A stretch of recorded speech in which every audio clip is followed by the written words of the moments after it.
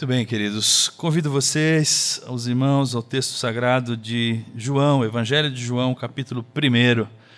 Nós vamos ler esse texto e vamos pedir a Deus que fale ao nosso coração através dele, que seja uma experiência rica em significado para nós, nos dedicarmos a esse texto sagrado nessa manhã. Evangelho de João, capítulo 1, nós vamos ler do verso 1 ao verso 18. Evangelho de João, capítulo 1, do verso 1 ao verso 18, vamos falar sobre o verbo mais lindo do mundo, que nos leva a Deus. No princípio era aquele que é a palavra, ele estava com Deus e era Deus. Ele estava com Deus no princípio. Todas as coisas foram feitas por intermédio dele. Sem ele, nada do que existe teria sido feito. Nele estava a vida, e esta era a luz dos homens. A luz brilha nas trevas, e as trevas não a derrotaram. Surgiu um homem enviado por Deus chamado João. Ele veio como testemunha para testificar acerca da luz, a fim de que, por meio dele, todos os homens crescem. Ele próprio não era a luz, mas veio como testemunha da luz. Estava chegando ao mundo a verdadeira luz, que ilumina todos os homens. Aquele que é a palavra estava no mundo, e o mundo foi feito por intermédio dele, mas o mundo não o reconheceu. Veio para o que era seu, mas os seus não o receberam. Contudo, aos que o receberam, aos que creram em seu nome, deu-lhes o direito de se tornarem filhos de Deus, os quais não nasceram por descendência natural, nem pela vontade da carne, nem pela vontade de algum homem, mas nasceram de Deus. Aquele que é a palavra tornou-se carne e viveu entre nós. Vimos a sua glória, glória como do unigênito vindo do Pai, cheio de graça e de verdade. João dá testemunho dele e ele exclama: este é aquele de quem eu falei, aquele que vem depois de mim é superior a mim, porque já existia antes de mim. Todos recebemos da sua plenitude graça sobre graça, pois a lei foi dada por intermédio de Moisés, a graça e a verdade vieram por intermédio de Jesus Cristo. Ninguém jamais viu a Deus, mas o Deus unigênito, que está junto do Pai, o tornou conhecido. Amém. Irmãos, estamos diante de um texto mega complexo filosoficamente. E ao mesmo tempo um texto que todo crente já deve ter ouvido. Logo, interpretar esse texto é um exercício de fé associado a um exercício de discernimento espiritual. E isso torna esse texto um tanto quanto difícil para cada um de nós. Eu quero olhar para o texto com os irmãos, oferecer algumas perspectivas sobre esses conceitos que João expõe para nós, o conceito da palavra ou do logos, o conceito da luz, da vida, esses conceitos que o João traduz, porque João está tentando dizer quem é Jesus. João vai dizer quem é Jesus nesse texto. E nas narrativas seguintes, o João vai dizer o que Jesus veio fazer. Então, nesse momento, a ideia do apóstolo João é deixar claro para nós que Jesus é Deus e que ele, como Deus, habita no meio de nós e se fez homem. Então, nós vamos olhar para esse texto e tentar entender o que João quer dizer a respeito de Jesus, além dessa questão dos conceitos, além dessa questão mais filosófica. Veja que só os seres humanos podem falar. É impressionante o que acontece ao nosso redor sem palavras, não é mesmo? Se você parar para ouvir, tente perceber todos os sons, menos os sons de palavras humanas. Então, por exemplo, os pássaros. Você fica muito feliz quando você escuta o canto dos pássaros, não fica? Eu moro num lugar privilegiado e lá a gente tem bastante pássaro para cantar na nossa orelha de manhã. E é muito legal.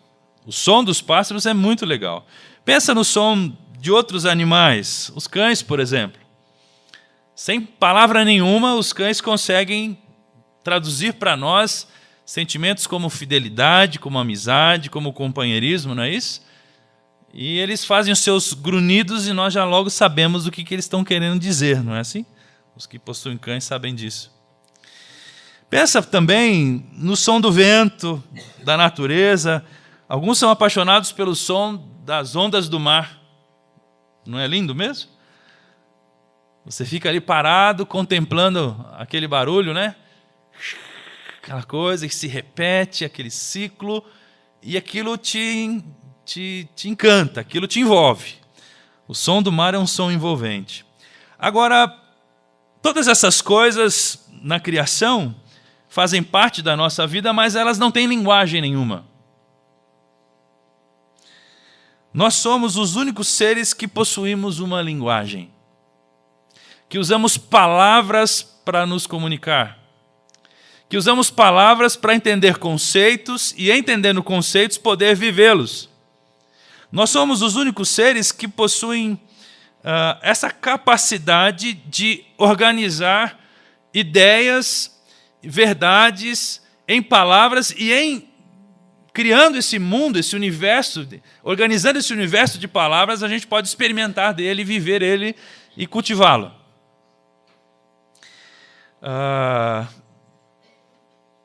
O texto de Provérbios 18, 21 diz assim: palavras matam, palavras dão vida. Elas são veneno ou fruto? Você escolhe. O que Provérbios está dizendo, meus irmãos, é que logo depois que nós falamos alguma coisa, nós prestamos atenção no efeito que essas palavras têm. Então, por exemplo, se eu dissesse assim para você, irmã Lourdes, você que está aqui no primeiro banco sempre sobra, né, Lourdes? Como você é minha amiga, eu vou usar você mais uma vez. Se eu dissesse assim, Lourdes, você é uma mulher incrível.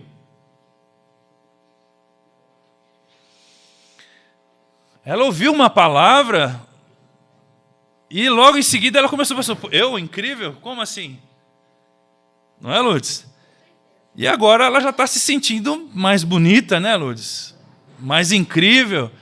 Como assim? O senhor, o pastor da igreja, um homem que eu prezo tanto, está dizendo para mim que eu sou incrível. Isso tem um impacto. Então, a palavra ela é ouvida, mas ela ganha densidade no nosso coração. Dá para entender isso?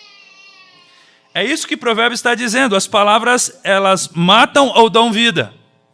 Eu posso usar as minhas palavras, você pode usar as suas palavras para dar vida a alguma coisa ou para matar alguma coisa. Se eu dissesse assim para você, Guilherme, já que você está no primeiro banco também, aguenta essa. Assim, Guilherme, você é um incompetente. Está me ouvindo? Não faz essa cara de que não entendeu. Eu estou falando sério, Guilherme. Como assim, pastor? O senhor está me chamando de incompetente na frente de todo mundo? O coração do Guilherme disparou diferente do coração da Lourdes. O da Lourdes disparou de alegria, do Guilherme já disparou de... Opa, peraí. O nó já subiu na garganta dele, não é? As minhas palavras para o Guilherme podem ser palavras de desconstrução. Palavras de morte. Nós somos seres que usamos palavras. E João está dizendo que, no princípio, era aquele que é a palavra, ou o verbo. Eu passei por uma grande crise na minha vida. Eu acho seguramente que foi a pior crise da minha existência. Um belo dia eu cheguei ao seminário e eu estava com fome. Eu já contei isso para os irmãos, mas tem visitante, eu vou contar de novo. E nesse dia eu disse assim: Deus, espera aí, tem alguma coisa errada. Eu não posso largar minha família, eu não posso deixar de comprar as coisas para casa para separar dinheiro para vir para uma faculdade teológica e o Senhor me deixar com fome aqui. Isso não é justo. Tem alguma coisa errada. Ou o Senhor não me ama, ou eu estou muito enganado. Enfim, o que está acontecendo? E eu fiquei numa crise danada. Sabe aquelas crises que você fala, hoje eu desisto de tudo? Era esse o meu dia. E aí, passaram-se umas semanas naquela crise, eu fui falar com o Deão, o pastor Silas Moloshenko, que era o pastor que atendia os seminaristas em crise. E aí ele olhou para mim assim, com aquela tranquilidade toda dele, e disse assim: meu irmão, uma voz grossa, assim, tem uma vozerona de trovão assim, meu irmão, será que você não está servindo um Deus que você criou?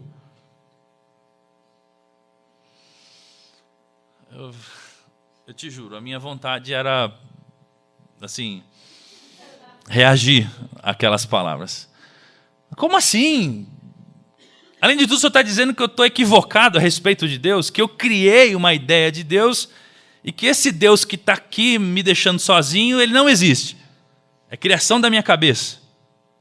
Aí ele me explicou direito. E passado mais alguns dias, assim, eu percebi que eu estava me relacionando, sim, com uma ideia a respeito de Deus e não com o próprio Deus.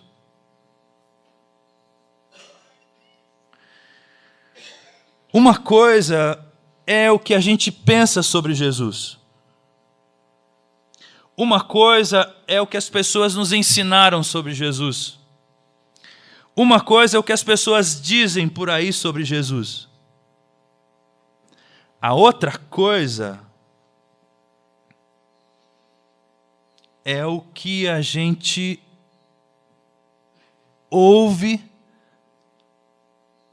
do próprio Jesus que muda a vida da gente.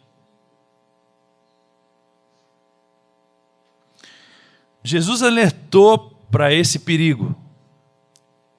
Ele fez isso quando ele disse assim: pessoal, cuidado com a interpretação dos fariseus sobre a lei. Tomem sobre vocês o meu jugo, a minha interpretação, porque a minha forma de interpretar a lei, ela é leve e suave. Você já parou para pensar que dependendo da ideia que você tem a respeito de Deus, ele pode ser uma coisa muito maravilhosa, ele pode ser uma coisa muito destrutiva? Parou para pensar nisso?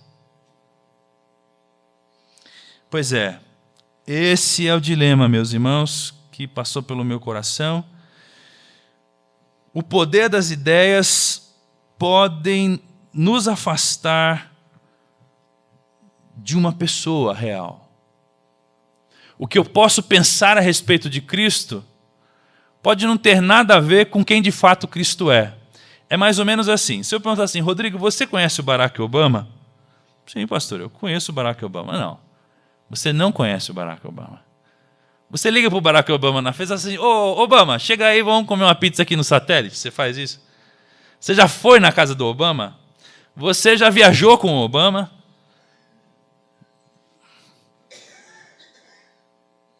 Não. Se eu disser assim: ah, você conhece o Caribe, Rodrigo? Aí talvez você passou lua de mel lá. Não, o Caribe eu conheço. Eu fui lá, eu mergulhei na praia, eu senti o sol do Caribe, a areia do Caribe, a água do Caribe, os peixes do Caribe, eu mergulhei no Caribe e eu conheço o Caribe. Muda alguma coisa? Uma coisa é você conhecer de ouvir falar. Eu sei que o Caribe tem peixe bonito, peixe colorido, água limpa, um mar bacana. A outra coisa é eu mergulhar no Caribe. Uma coisa é você ouvir falar de Jesus. A outra coisa é você tocar Jesus, ou Jesus tocar você. O João nos apresenta quem é Jesus, não como um novo conceito para você assim, puxa, o pastor hoje vai me ensinar um novo conceito a respeito de Jesus. Não é essa a minha ideia, não era essa a ideia do João. A ideia do João não era falar assim, olha pessoal, eu tive um insight sobre quem é Jesus e eu vou dizer para vocês qual é o meu novo conceito sobre Jesus.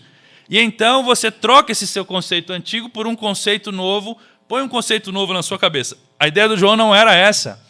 A ideia do João era dizer o seguinte, que Jesus não é um conceito, Jesus é uma pessoa. O verbo não é uma coisa para você entender. O verbo é uma coisa para você ver. É uma coisa que tem que mudar você. O que o João quer é trazer Jesus para o nosso bairro, para o nosso banco, para o nosso dia, para a nossa casa, para o nosso chão. E vocês vão ver que ele vai tentar fazer isso. O João quer mostrar que Jesus é o verbo mais lindo do mundo que nos leva a Deus. O verso 1 e o verso 2 dizem assim, no princípio era aquele que é a palavra, ele estava com Deus e era Deus. Ele estava com Deus no princípio. Eu vou correr, tá bom? E peço que você me ajude aí com a sua força mental. Vamos, a partir do nosso exercício mental, de razão, de mente, de conceitos, eu preciso que você me ajude nisso, porque nós vamos chegar aonde o João quer nos levar. Esse substantivo palavra aqui, no princípio era aquele que é a palavra, ou na sua versão pode estar verbo.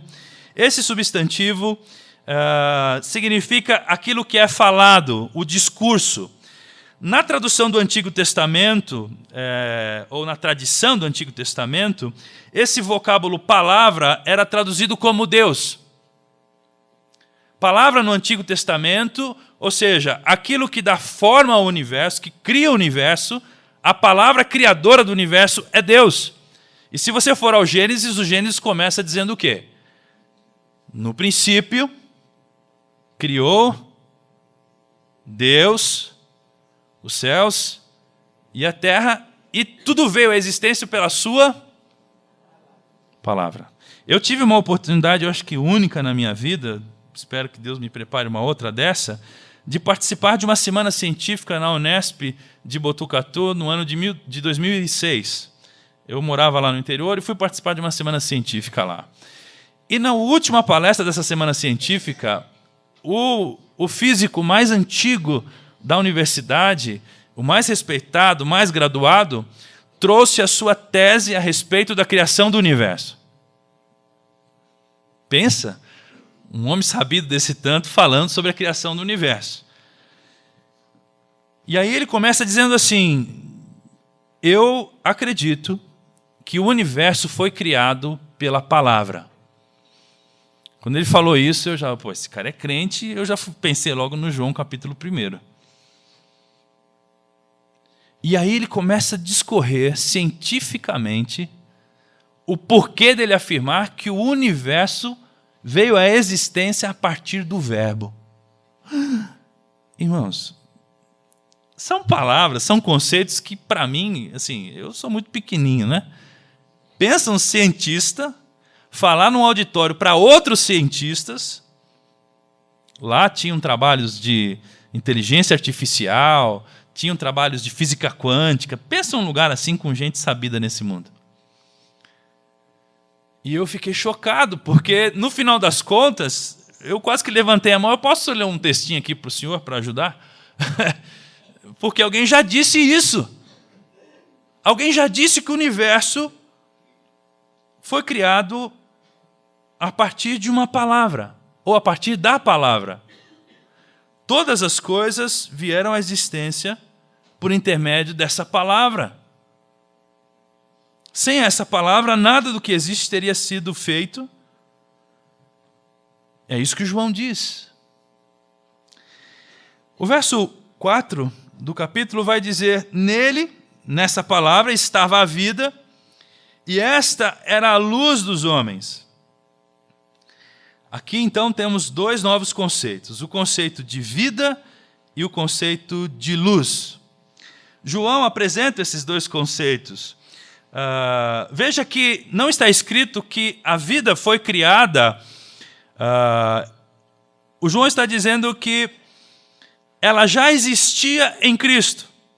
Todas as coisas foram feitas por intermédio dele. E aí o verso 4, nele estava a vida. Ou seja, ele criou todas as coisas e nele já havia vida. E essa vida que havia nele era a luz para todas as pessoas nascidas na face da terra, para todos os seres humanos. Jesus vai dizer, um pouco mais adiante: eu sou o caminho, a verdade e a vida. Ninguém vem ao Pai a não ser por mim. Eu sou a palavra que é capaz de levar você para perto de Deus. Eu sou essa palavra, capaz de conectar o seu coração com esse Deus criador do universo. Porque eu e o Pai somos um. Você olha para mim, você olha para Ele. Se nós precisássemos olhar para um conceito sobre Deus, se nós quiséssemos criar um conceito de logos, os gregos fizeram isso, né? O logos era esse princípio criador de todo o universo. Jesus está dizendo: não, não, não. Olhe para mim agora, porque olhando para mim você vai ver a face do Deus criador de todas as coisas. Esta é a vida eterna, disse Jesus, que te conheçam o único Deus verdadeiro e a Jesus Cristo a quem enviaste. Você quer ter vida eterna? Você quer conhecer uma vida de qualidade? Quando a gente pensa na palavra eterna, a gente pensa, eterna é uma coisa que não acaba, mas não é isso. Eterna é uma qualidade de vida que não se compara a nenhuma outra vida. Vida eterna é uma vida mesmo. Vida eterna é a vida de Deus. É essa vida que só Ele tinha antes de todas as coisas. É essa qualidade de existir pleno. É disso que isso é a vida eterna. E Jesus fala: a vida eterna você alcança quando você me conhece. Porque eu sou o caminho. Eu sou a verdade e eu sou a vida. Outras falas de Jesus vão corroborar para isso. Agora, o João, meus irmãos, está falando também, usando uma outra figura de linguagem que ele chamou de luz. Vida e luz. Nele estava a vida e esta vida era a luz dos homens. Esse conceito de luz diz para nós que, por ser luz, Jesus revela ao homem a verdade sobre si mesmo. Quando nós ouvimos dizer que Jesus nos trouxe luz, Jesus trouxe para nós consciência a respeito de quem somos e a respeito de quem Deus é. E se você ler os evangelhos, você vai perceber que no capítulo 11, Jesus afasta de Lázaro a morte. Por isso que quando Jesus anda, a vida anda. E se Jesus passou e encontrou com a morte não pode detê-lo, Lázaro ressuscita. Você vai ver que quando Jesus anda e encontra um cego de nascença, alguém que está em plena escuridão, o cego volta a ver. Porque Jesus é luz. Em Jesus está essa fonte de vida e de luz que nos livra de uma existência cega e de uma vida morta. É isso que o João está dizendo. Veja o verso 5 agora. A luz brilha nas trevas e as trevas não a derrotaram. O verbo aqui pode ser traduzido como tomar posse, dominar, derrotar, ou mesmo entender. Sendo assim, as trevas não podem sobrepujar a luz que Jesus trouxe.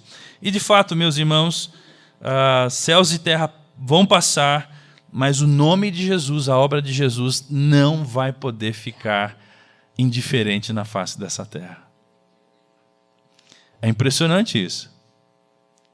Veja o impacto que a vida de um cidadão judeu do primeiro, 2 séculos atrás, 2000 e tantos anos atrás, causa no mundo hoje. E pergunte para você o impacto que essa mesma vida causa em você hoje. A ignorância não pode vencer Jesus, porque Ele é luz. Os poderes das trevas não podem vencer Jesus, porque Ele é fonte de luz. A lógica, a sabedoria, nada pode suplantar a própria luz, porque onde Jesus está, as coisas se clareiam, as coisas são explicadas.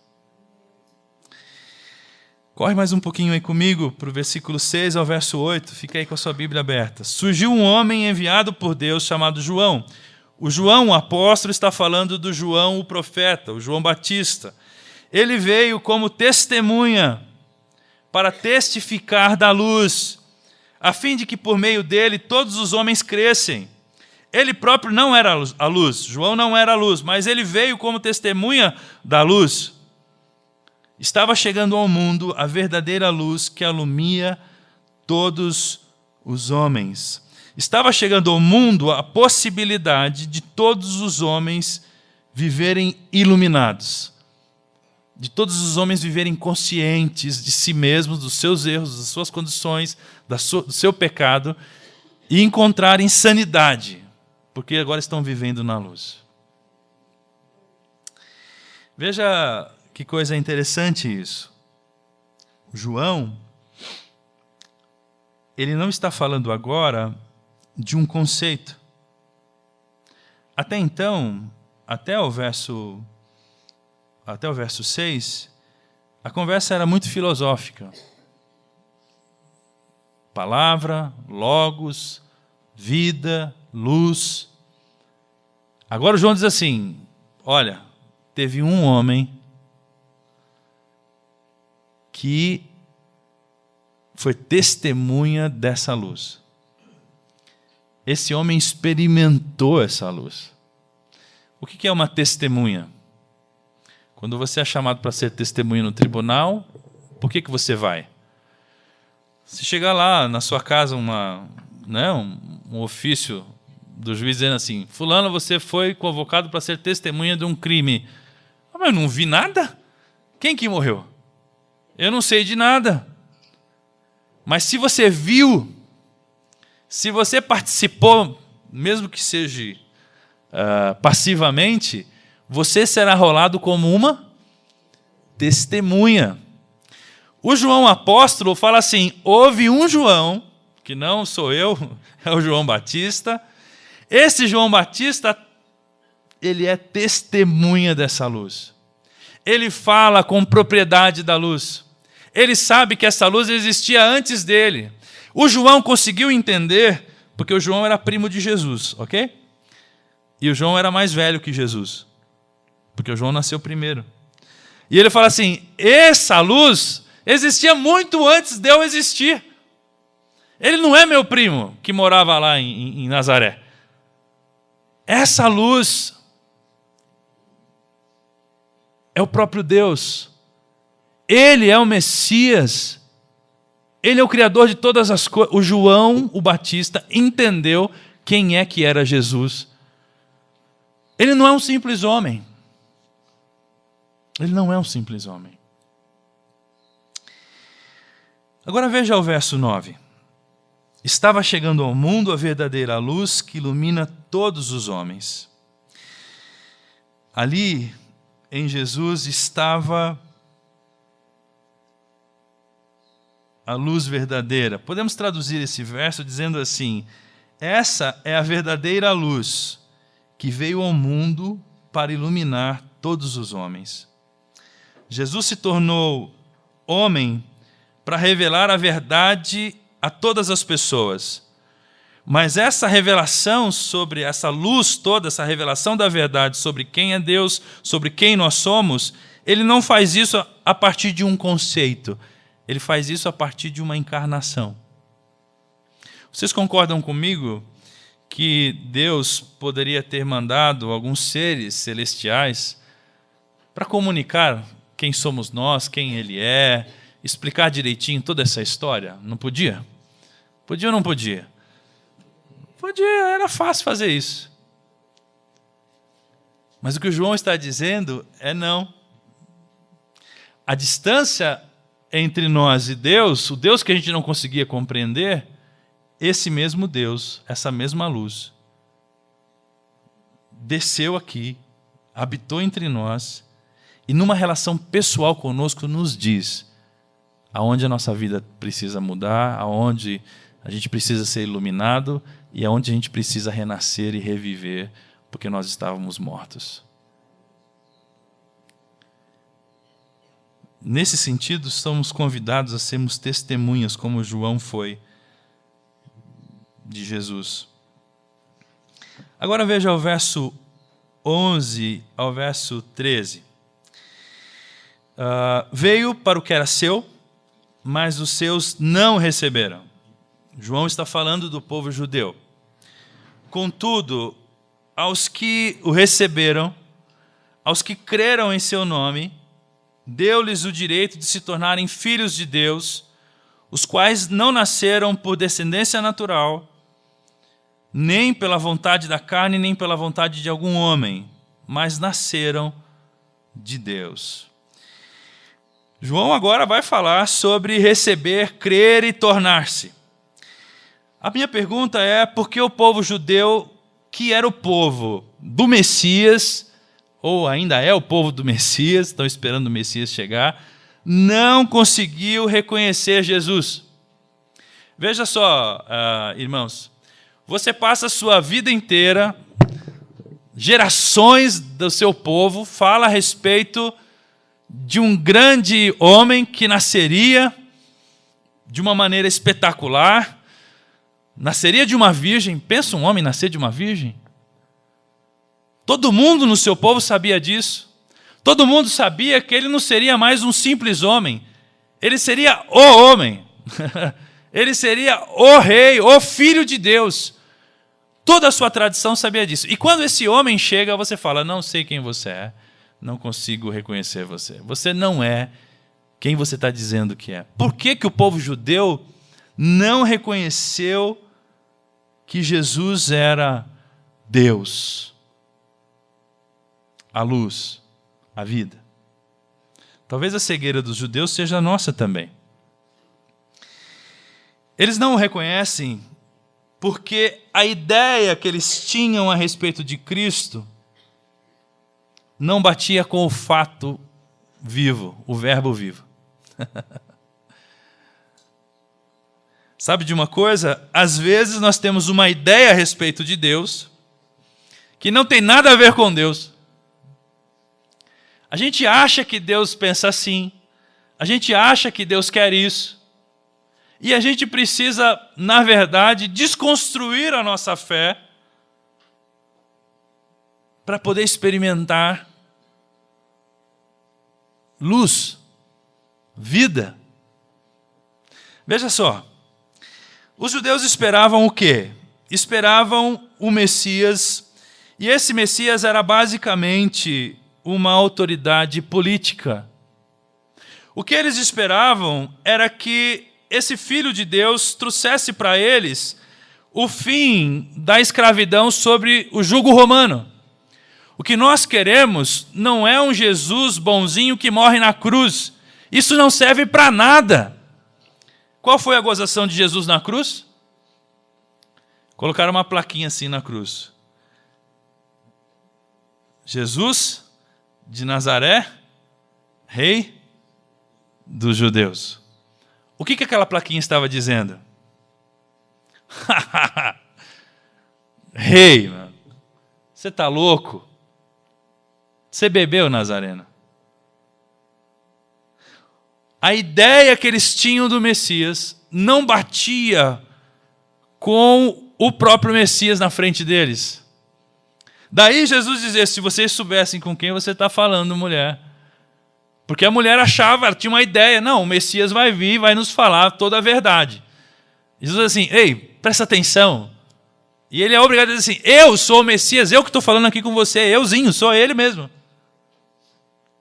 Não permita que a sua ideia a respeito dele impeça que você tenha uma relação verdadeira com ele. Irmãos, nós estávamos ainda há pouco na sala de novos cristãos, e aí uma pergunta nos remeteu à história da cristandade. Como é que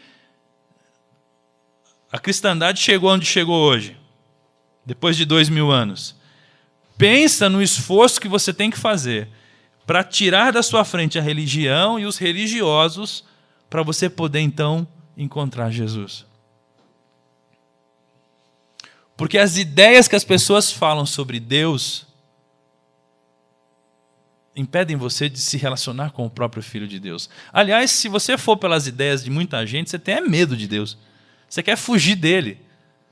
Porque é um Deus muito iracundo, um Deus muito chato, um Deus muito limitado, um Deus criado pela mentalidade religiosa para escravizar você. É um Deus que te dá medo. Não é à toa que quando a mulher pega em adultério, vê que todo mundo vai embora, ela levanta assim, ninguém me condenou, então vai, minha filha, também não condeno você. Como assim? Deus não me condena? Não é à toa que quando a gente ouve a história do filho pródigo, a gente fica assim, não, tem alguma coisa errada nessa história. Não é possível que Deus perdoe esse preguiçoso, esse sem vergonha do meu irmão, que gastou tudo e volta para casa com essa maior cara lavada e Deus faz festa para ele. Não. E Jesus estava contando essa história para os religiosos. Não combina, Jesus não combina com o Messias judaico. Eles não queriam um homem que revelasse o amor de Deus. Eles queriam um homem que revelasse o poder e a fúria de Deus.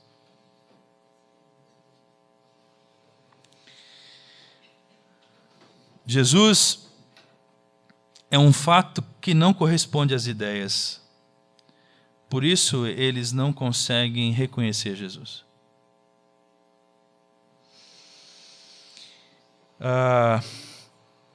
Ele não foi aceito porque não foi reconhecido.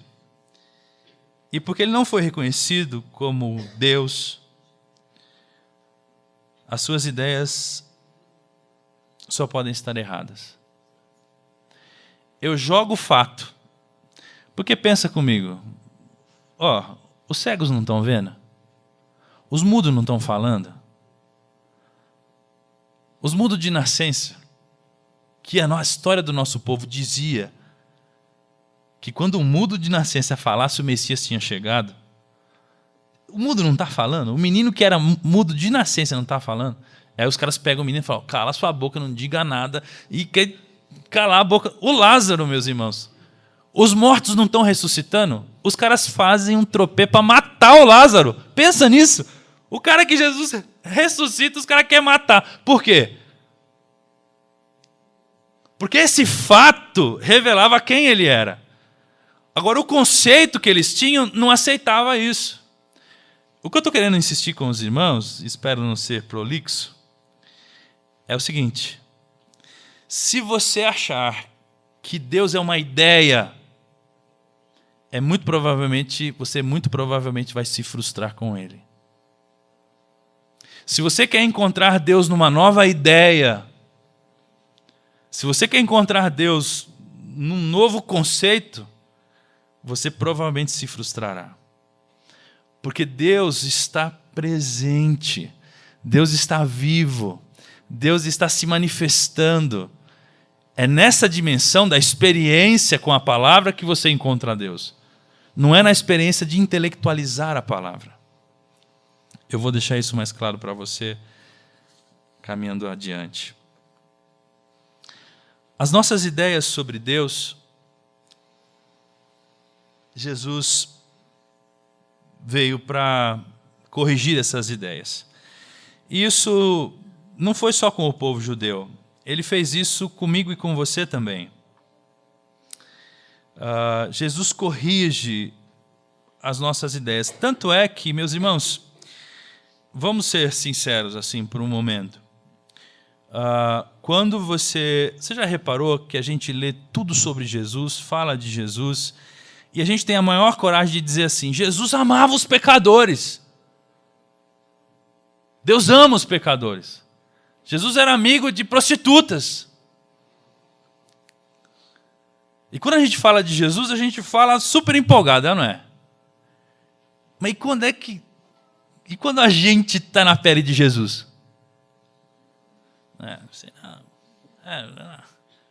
Porque as ideias não correspondem aos fatos. O Jesus que a gente mentaliza não é o Jesus que a gente experimenta. A gente fala de um Jesus teórico, teológico, perfeitinho, bonitinho, barba feita, cabelo lisinho. A gente não consegue enxergar Jesus de cabelo zoado, com gente fedida do lado dele, um Jesus que anda no meio do povo, um Jesus, entendeu? Que não é religioso. A gente quer um Jesus que nos dê, posso sentar do seu lado direito, o meu irmão do seu lado esquerdo? Afinal de contas, nós largamos tudo para te servir. Fala, não, pessoal, vocês não entenderam nada. O maior no reino de Deus é o que serve mais. Mas Jesus, assim... Veja que cena interessante. Um dado dia, Jesus olha para a multidão e fala assim: tadinho desse pessoal, tudo morrendo de fome. O que é isso, gente?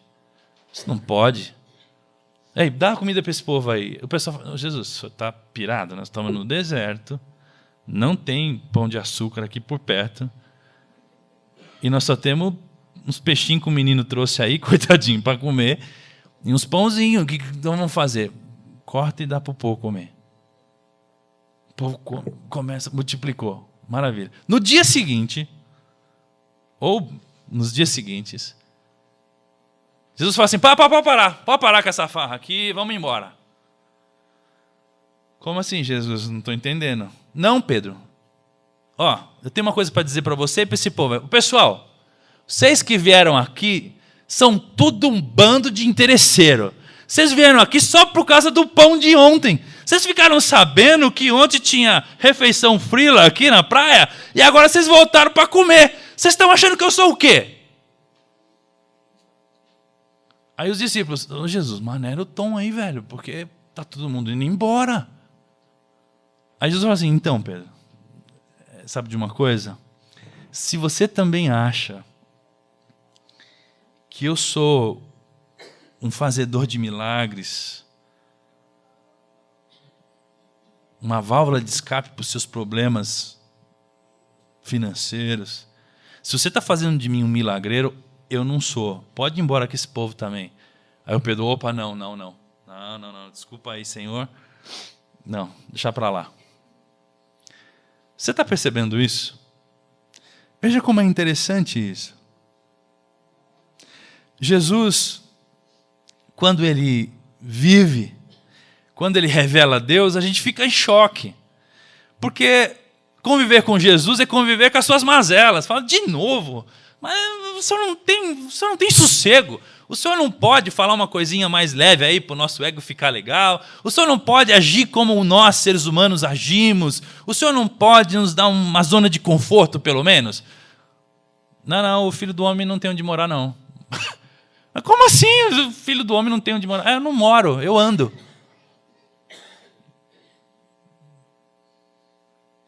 O texto que a gente acabou de ler, quando diz assim, no verso 14, olha só: aquele que é a palavra tornou-se carne e viveu entre nós. Esse viveu entre nós, se você conhecer a origem semântica da palavra aí, é tabernaculou. Sabe o que é isso? Jesus tabernaculou entre nós. No Antigo Testamento, Deus vivia no tabernáculo. E o tabernáculo era diferente do templo, porque o tabernáculo era um templo móvel. Então, assim, o povo parava aqui, montava a tenda, o tabernáculo ficava aqui. Amanhã o povo ia embora, ia para outro lugar, desmonta a tenda, desmonta o tabernáculo, leva a Arca da Aliança com Deus junto. E chega em outro lugar, monta a tenda lá, é lá que Deus está. O que Jesus fez? O Verbo se fez carne, habitou entre nós. O Logos, o Criador do universo, que sempre existiu, virou carne, virou sax. Ele habitou entre nós, ele virou carne, ele está aqui agora. Então, se você achava que Deus estava lá e você estava aqui, e que você tinha que ter uma ideia superior para poder entender Deus, esquece isso, porque Ele está aqui, Ele não está mais lá.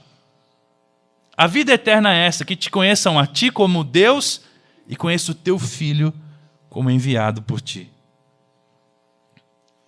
Jesus aproxima, melhor, Jesus escancara Deus para nós.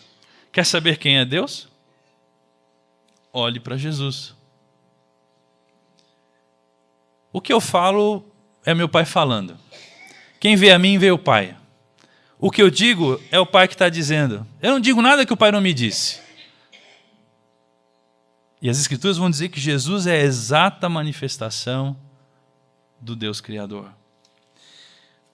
Lá nas cartas de João, o João fala uma coisa muito fantástica para a gente ouvir. Ouça isso. É os primeiros versos da primeira carta de João. O que era desde o princípio, o que ouvimos, o que vimos com os nossos olhos e que contemplamos e as nossas mãos apalparam, é isso que a gente proclama a respeito da palavra viva, do verbo vivo. Sabe de uma coisa, meus irmãos? A tarefa pastoral não é tanto comunicar uma ideia a respeito de Deus.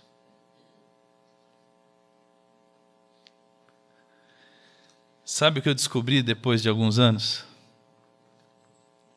Que eu não precisava me ocupar tanto com ideias a respeito de Deus. Mas eu precisava me preocupar muito mais com amar as pessoas como Deus as ama. Em linguagem teológica, a gente chama isso de ortodoxia e ortopraxia. Ortodoxia é crer corretamente. E ortopraxia é agir corretamente. Você já reparou que as pessoas que mais comunicam Deus para você não são aquelas que falam coisas especiais sobre Deus. São aquelas que manifestam o amor que Deus tem por você. Se você quer saber mais de Deus, não procure um bom teólogo. Procure alguém que sabe amar. Quando perguntado a Jesus, aliás, Jesus mesmo fez questão de dizer para nós que as pessoas saberiam que Ele estaria conosco quando nós nos amássemos uns aos outros. Qual é o grande sinal que Jesus está aqui? Qual é o grande sinal que eu e você conhecemos Ele? Que a gente pensa direitinho, que a gente fez a exegese do texto, que a gente tem uma ortodoxia perfeita, que a gente sabe todas explicar a história, o logos, o sarx, enfim, é isso? Nós somos discípulos de uma ortodoxia, nós somos discípulos de uma ideia. Jesus não falou assim, ó, quando vocês tiverem uma ideia correta a meu respeito, todo mundo vai saber que eu estou no meio de vocês. Não foi isso que ele disse. O que ele disse é que as pessoas saberão que eu estou vivo no meio de vocês quando vocês amarem-se uns aos outros. Como é que Jesus nos revelou Deus?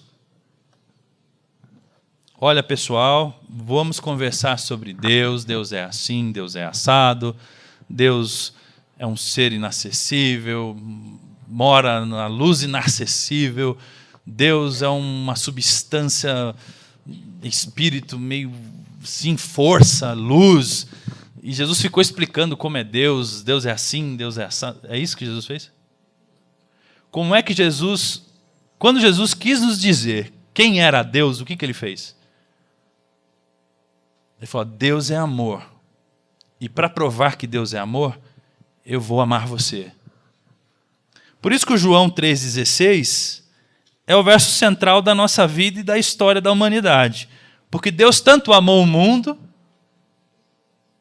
que deu seu Filho, o único gerado de si, para que todo aquele que olhasse para ele e cresce nele, não mais morresse, tivesse a salvação. Encontrasse Deus. Saísse das trevas. Saísse da morte e encontrasse a vida. Agora a pergunta é, como é que você revela Jesus às outras pessoas? Às vezes, muitas pessoas falam assim, pastor, eu preciso falar de Jesus para os meus amigos do serviço. Eu tenho um amigo lá que, olha, eu vou te falar, ele não entende, eu já falei de Jesus para ele, já falei de Jesus, essa expressão, já falei de Jesus, sabe isso? Falar, e como é que você falou de Jesus? Não, eu peguei a Bíblia, eu li a Bíblia, eu disse para ele, você é mórmon, você está errado, você é espírita, você está errado, você é católico, você está errado. E aí a gente fica batendo aonde? No mundo das ideias, como se conversão fosse mudar de religião. Eu era católico, agora eu sou crente, então agora eu sou de Deus, eu não era de Deus. Entende isso? A gente ainda acha que o evangelho é uma questão de opinião a respeito de Jesus.